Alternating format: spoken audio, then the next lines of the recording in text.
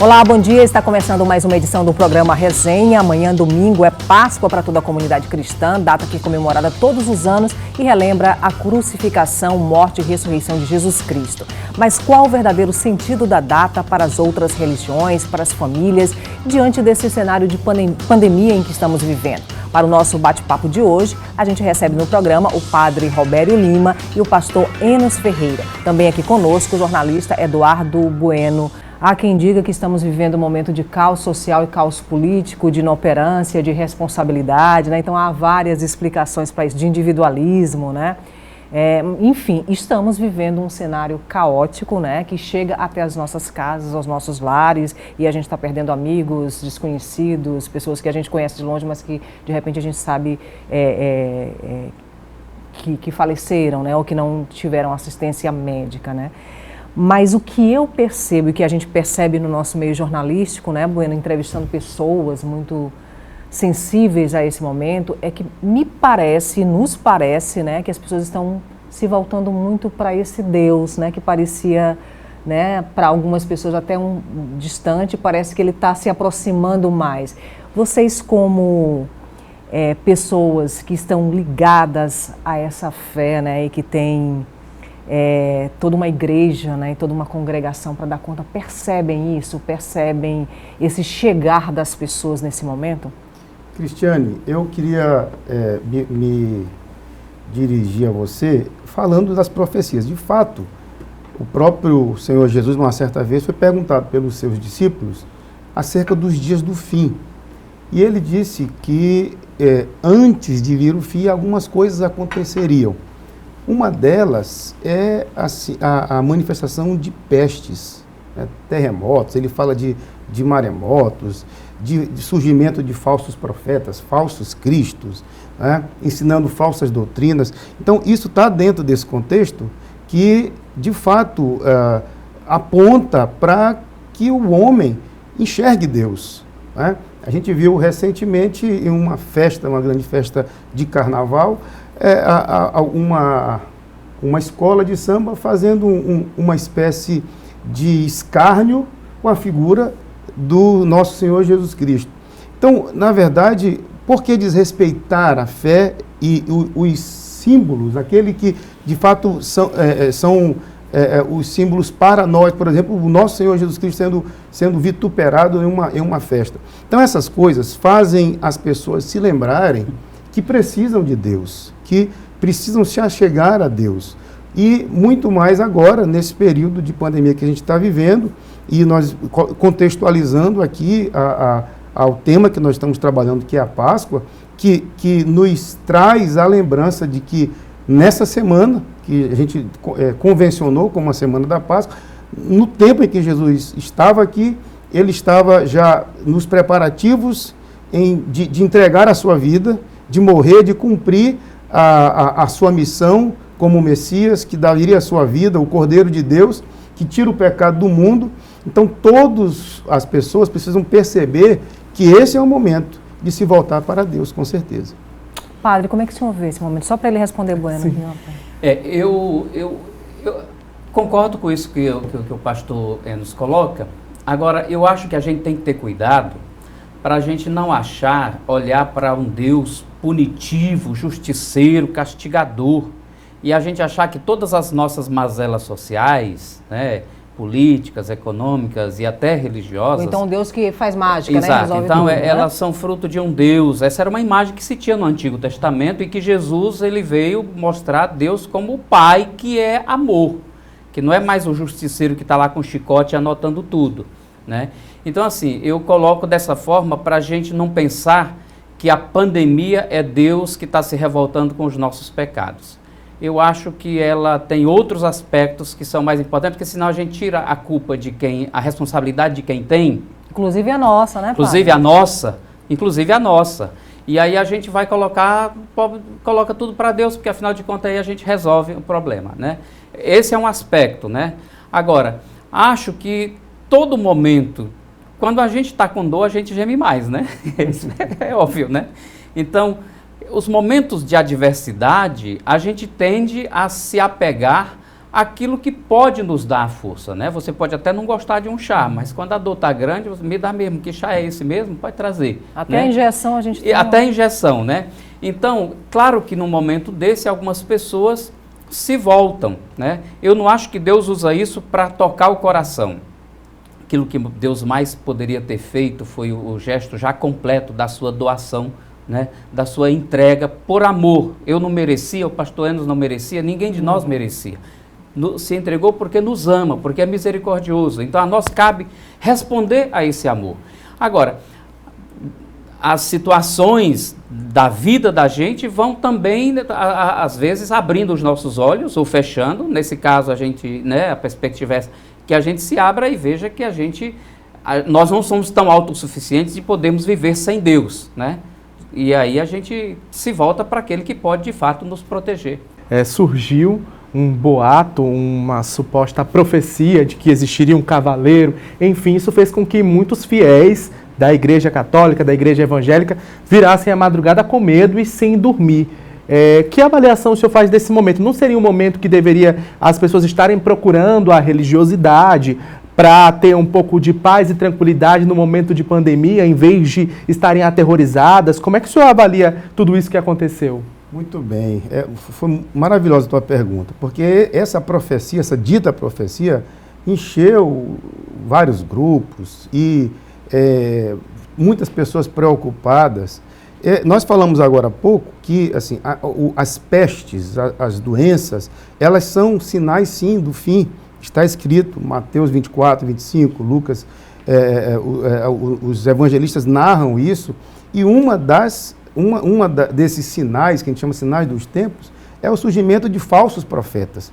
Pessoas que se aproveitam de situações como essas, de uma pandemia, para se revelarem como voz de Deus, voz profética, e veio essa dita profecia de que no dia 30 um cavaleiro iria trazer uma mortandade, etc. E tal. Confunde partes bíblicas, por exemplo, do Apocalipse, com o momento que está passando, e depois eu fui saber que o próprio profeta, dito profeta, disse que Deus errou. Ele não quis sequer reconhecer o engodo que ele caiu e atribuiu o erro ao Deus que ele estaria falando em nome dele.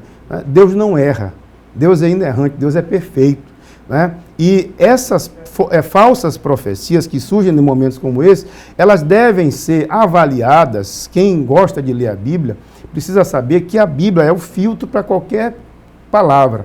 Se a profecia, dita profecia, vai de encontro com o que está na Bíblia Sagrada, ela deve ser desprezada. Né? O próprio apóstolo Paulo, ele chega a dizer que ainda que um anjo do céu viesse à terra para falar um outro evangelho, além do que já estava dito pelos apóstolos, pelos pais da igreja, por aqueles que trouxeram a palavra, seja anátema. Essa foi a recomendação, despreza. Então, profecias como essa e tantas outras que surgiram aí, teve uma do cabelo que tinha na Bíblia, enfim, tantas outras que surgiram nesse período aí, os cristãos, aqueles que acreditam na Bíblia, devem fazer o filtro pela Bíblia. Se estiver de acordo com a Bíblia, receba. Se for de encontro, se for contrário, despreze. Bom, cristã que eu sou, e aqui eu declaro isso abertamente, né, no programa Resenha, né, quem me conhece sabe disso da minha tradição cristã, sei que Deus não falha. Nós falhamos, né, nós como homens e mulheres, né, nós falhamos, mas Deus não falha. Então, por si só, essa teoria já estaria caída por terra, né? Existe um discurso hoje, num país como o Brasil, que é um país laico, né, em que a gente precisa, né, sempre estar discutindo e pautando na imprensa, não é isso, Eduardo? A questão da tolerância religiosa, né, com os nossos irmãos de diversos credos, mas a gente sabe que ainda mesmo num país laico como o nosso, a gente se depara muitas vezes com essa intolerância, né?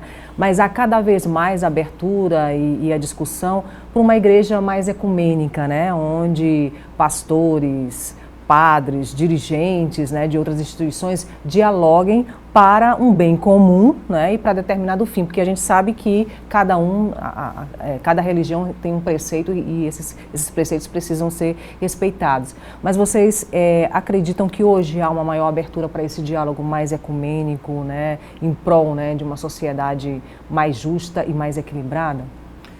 Bom, não é só nós acreditamos, o fato é que há, né? Eu acredito, isso é uma coisa boa da história, que a gente conseguiu construir ao longo da história um pensamento e uma prática de olhar aquilo que nos une, que sempre foi maior do que aquilo que nos divide, né? O que nos divide? Alguns protocolos de liturgia, de compreensões, de doutrinas, né? Mas o que nos une? A palavra de Deus nos une, o Deus Salvador nos une. Então, não tem nada maior do que isso, né? A nível de Brasil, por exemplo, existe o Conselho Nacional das Igrejas Cristãs, né? E a campanha da fraternidade, inclusive esse ano, a cada 5 anos, ela é uma campanha da fraternidade ecumênica, ou seja, ela abraça várias igrejas cristãs. Ela é organizada, embora a CNBB lidera, mas ela é organizada e levada adiante por várias igrejas, né? Eu acredito que nós já estamos no modo ideal. Não, a palavra de Deus diz que haverá um só rebanho e um só pastor. Eu não entendo que será um só rebanho, todo mundo debaixo do mesmo teto da mesma igreja, né? Seremos um rebanho de filhos e filhas de Deus, e Deus, o nosso pastor, né? Que é uma sociedade muito diversa, né? Com muitas particularidades, né? Agora, já se deu muitos passos, graças a Deus, né? Antigamente, pensar no padre e o pastor junto assim era impossível, né? Trazer para o mesmo programa, né? Também era quase impossível. Hoje a gente ainda, eu acho que, sobretudo com algumas igrejas, ainda tem, mas são ranços históricos, né? De coisas que foram construídas por imaturidade, por incompreensão. Se dá mais valor a certas coisas do que a palavra de Deus, porque a palavra de Deus em momento nenhum vai pregar essa divisão, né? Mas a gente aos poucos está se libertando. Eu acho que tem ainda um caminho muito longo a ser feito entre as igrejas cristãs, mas de um modo geral entre aqueles que creem, né? Isso não é fácil. O Papa esteve agora no Iraque, né? E se encontrou com outras religiões, mas isso até dentro da nossa igreja tem gente que condena o Papa, ou seja, como tem gente que acha que Deus erra, então tem algum católico que acha também que o Papa erra. Tem esses abestados da vida por aí, né? Então, a gente não pode usar outra palavra, mas tem um caminho sendo feito e isso é muito bom, né? Agora é preciso ter cuidado, né, com esse caminho, pastor, como se encontrar um meio termo para que esse diálogo ele tenha resultado? Na verdade, acho que você falou um ponto muito importante, a questão da laicidade no nosso Estado brasileiro, garantido pela Constituição brasileira, onde todos os cidadãos podem exercer com liberdade a sua religiosidade e respeitando a religião do próximo, né? Eu tenho os meus princípios, os meus valores, como o padre Roberto já falou, de liturgias, de doutrinários, né, que divergem em determinados momentos do padre Roberto ou de qualquer outro líder. Eu posso, sim, com liberdade, professar a minha fé, mas respeitando aquele que não quer compartilhar da mesma fé. Esse é um princípio bíblico. Ninguém é obrigado a, por exemplo, aceitar o Evangelho de Cristo. Uma certa carta que o Senhor mandou o apóstolo João escrever a igrejas que estavam na Ásia, ele diz: eis que estou à porta e bato. Se alguém ouvir a minha voz e abrir a porta, eu entrarei em sua casa, cearei com ele e ele comigo. Então, o Evangelho é para aquele que quer. Então, assim, eu preciso saber que uma pessoa não é obrigada a ter a minha fé. Eu posso compartilhar com ele, se ele acreditar, se ele aceitar, ele vai ingressar, vai ter o mesmo credo, porém, se não, eu preciso respeitar. Eu não posso partir para divergências, para brigas, para falta de respeito, né? O importante é que a gente tenha essa consciência de que no Brasil nós temos a liberdade com respeito àquele que não tem a mesma fé que eu professo. Bom, Bueno está doido para perguntar, mas a gente vai rapidinho para o intervalo, viu, Bueno? A gente volta já já com resenha.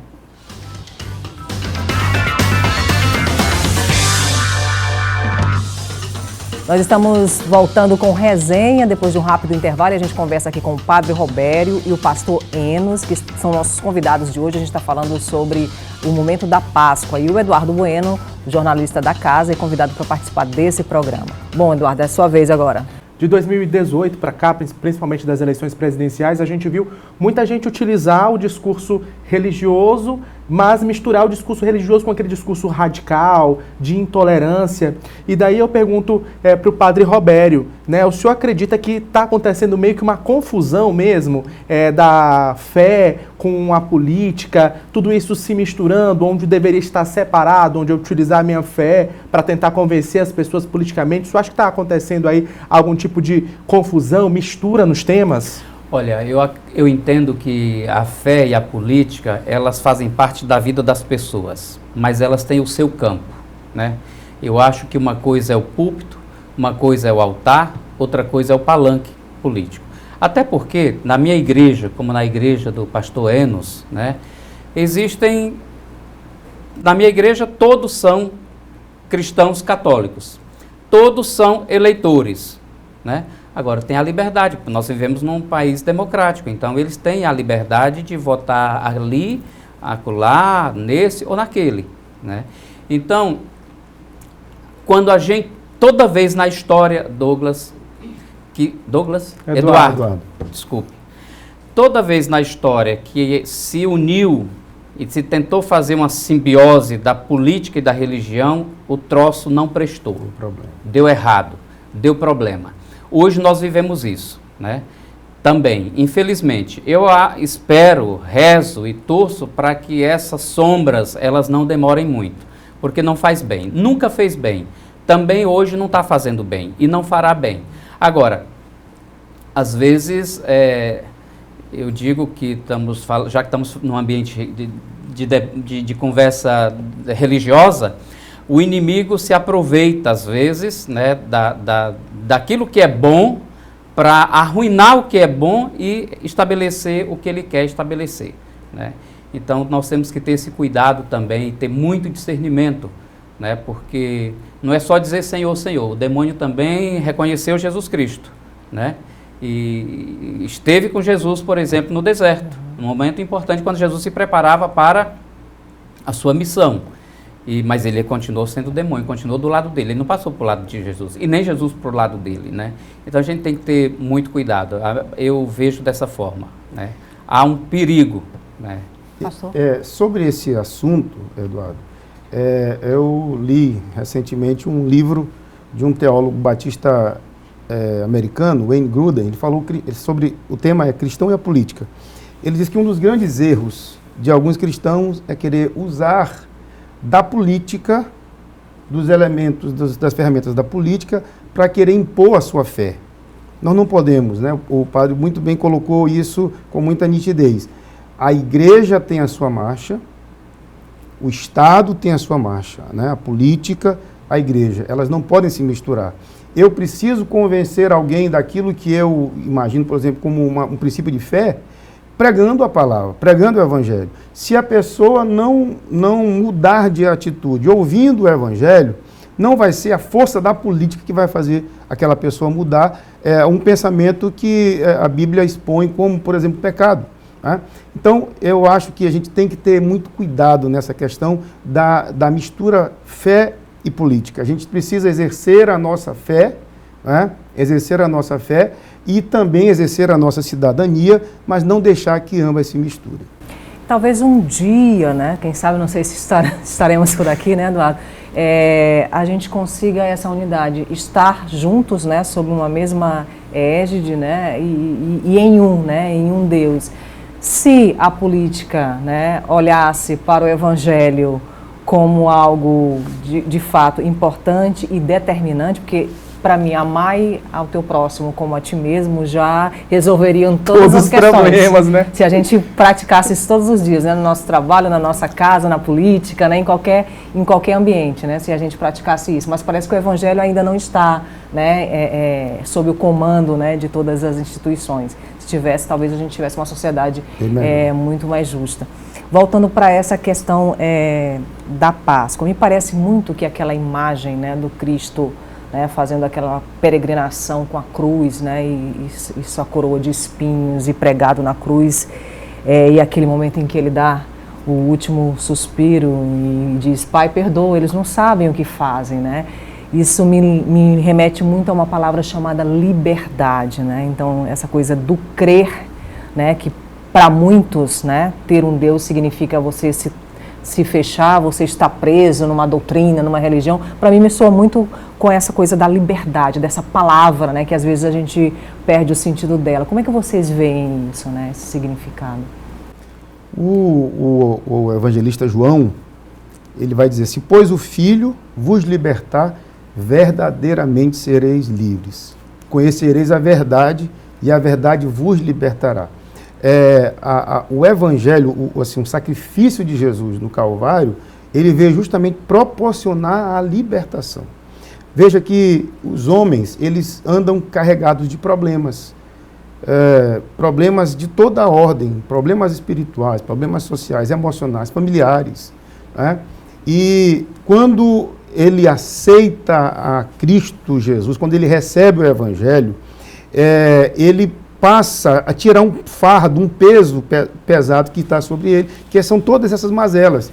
Por isso que Jesus disse lá em Mateus 11, vinde a mim todos vós que estáis cansados, sobrecarregados, e eu vos aliviarei. Tomai sobre vós o meu jugo e aprendei de mim, que sou manso e humilde de coração, e encontrareis descanso para a vossa alma. Então, quando nós, de fato, vivenciamos o verdadeiro sentido do sacrifício de Jesus na cruz, nós alcançamos a fé que nos traz libertação. Você está coberto de razão. Na verdade, a liberdade, aí, ela acontece pela obediência, né? Jesus, por que Jesus faz, por que Jesus enfrenta tudo aquilo, né? Por conta da fidelidade, a obediência ao Pai. E é por isso que não é a satisfação dele que está em primeiro lugar, mas é a obediência, a fidelidade. E por isso carregar a cruz se torna, digamos assim, não se torna pouca coisa para Jesus, mas se torna possível, né? E é nesse sentido, né, que quando nós abraçamos o Evangelho, não é que a gente deixa de ter problema, né? Os boletos continuam chegando, as dores, as angústias de toda ordem, como o pastor Enos falou. O que muda? É que agora você tem uma força que não é mais só sua. Você não tem só suas dores, você agora tem também uma força, né? Você tem um caminho, você tem alguém que carregou a cruz, mas que ele não permaneceu na cruz, né? Então a certeza da vitória, né? E caminhar com esperança, isso é fundamental, né? Bueno, a gente está no finalzinho, eu vou pedir para eles fazerem as considerações finais deles. Você tem mais uma pergunta? Não, agora é a hora, né? Agora é a papo, hora. Senão vai a gente queria que desse os últimos tudo. minutinhos para vocês fazerem aí as considerações finais, né, para o nosso público que está assistindo e que está vivenciando, né, essa Páscoa. Então, a Páscoa é passagem, né? Passagem da escravidão para a liberdade, a passagem da morte para a vida verdadeira. A gente não tem que olhar para a Páscoa como um fato histórico somente. A Páscoa hoje é um desejo de Deus que ela continue acontecendo na nossa vida. Ou seja, cada momento da nossa vida, Deus nos convida a passar de onde estamos para uma realidade melhor, de crer, de ser mais compreensivo, de ser mais inclusivo, de ser mais tolerante, de sermos mais solidários, de sermos mais fraternos. Tudo isso é Páscoa acontecendo na nossa vida. Eu digo que cada dia nós precisamos atualizar a experiência de ressurreição na nossa vida. E assim podemos dizer Feliz Páscoa.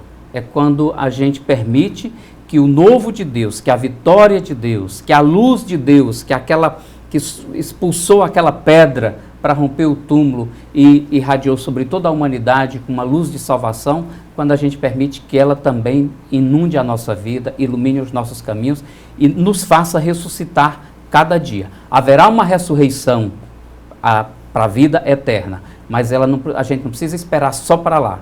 Jesus Cristo continua querendo ser ressurreição para nós hoje. Muito bem. Nessa minha última fala, eu gostaria de mencionar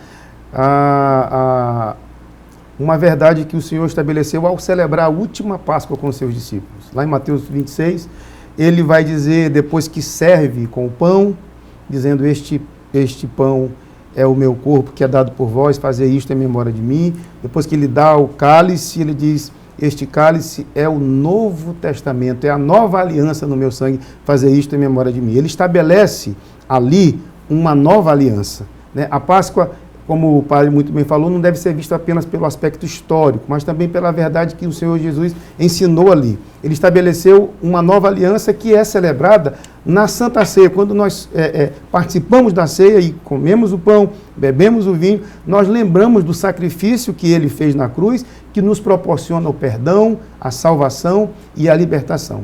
Então eu quero desejar a todos que estão nos ouvindo uma ótima Páscoa e que esse ato de Jesus morrer possa estar gravado nos nossos corações, que possamos crer nele para termos a salvação e a vida eterna.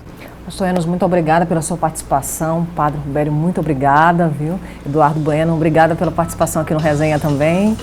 E a gente vai ficando por aqui desejando a você uma Páscoa muito linda, de recomeço, de passagem, de liberdade, né? E que a gente possa refletir sobre tudo isso, né? Sobre esse momento que a gente está vivendo, né? Em família, com irmãos, né? Da nossa fé. E a gente possa começar uma segunda-feira recheada de muita esperança. Um bom final de semana para você.